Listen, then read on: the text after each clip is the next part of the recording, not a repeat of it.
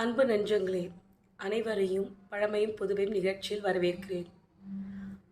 தர்மர் தர்ம சிந்தனை தொடர்ந்தது எப்படி? ஆமாங்க. அதாவது தர்மர் 15 வருட காலம் ஆட்சியில் நல்லபடியாக அஸ்வமேக யாகம் ஒரு பிரதர்ஸும் பண்ணி 15 வருஷம் சிறப்போட தர்மத்தை நிலைநாட்டி வாழ்ந்துக்கிட்டு இருக்காங்க சந்தோஷமாக. அப்போது ஒருத்தங்களுடைய ஆட்சியிலையும் அவங்களுடைய வாயிலுக்கு நேராக ஒரு மேளத்தை கட்டி யாருக்கா எதோ தேவைன்னா இந்த மேளத்தை அடிங்கன்னு சொல்லி கட்டிடுறாங்க. ஒரு நாள் ஒரு வயதான பிராமண முதியவர் தர்மருடைய வாயில் இருக்கக்கூடிய மணியை அடிக்கிறாரு. அது ஒரு நடு இரவாக போனதுனால ஒரு இது வாயில் காப்பான் கிட்ட சோல்ஜர்ஸ் கிட்ட கேட்குறாரு, தர்மர் யாருப்பா அடிக்கிறதுன்னு. போய் பார்த்துட்டு சொல்கிறாங்க, ஒரு வயசான பெரியவர் கொஞ்சம் பணம் கேட்குறாரு அப்படின்னு.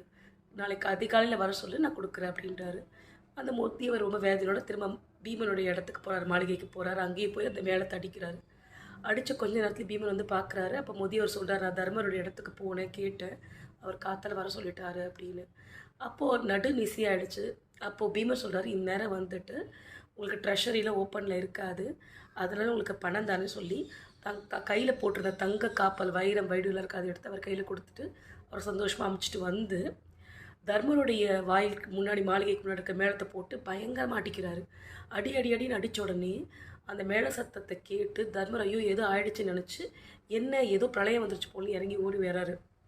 அப்போ பீமனை பார்த்துட்டு, பீமா ஏன் இப்படி போட்டு மேளத்தை அடிச்சிடுன்னு. அண்ணா, நாளைக்கும் மனிதர் உயிரோடு இருப்பார் அப்படின்ற ஒரு ஞானம் உங்களுக்கு வந்திருக்குது, அதை நினச்சி சந்தோஷப்பட்டு தான் அந்த மேளத்தை அடித்தேன். அந்த வயதான முதியவர் தன்னுடைய நிலைமைக்காக உங்களை வாயில் நின்று கேட்டிருக்காரு. நீங்கள் மறுநாள் காத்தால வர சொல்லியிருக்கீங்க. அப்போது நீங்கள் நாளைக்கு காத்தாலும் உயிரோடு இருப்பீங்கன்றது உங்களுக்கு தெரிஞ்சிருக்கு.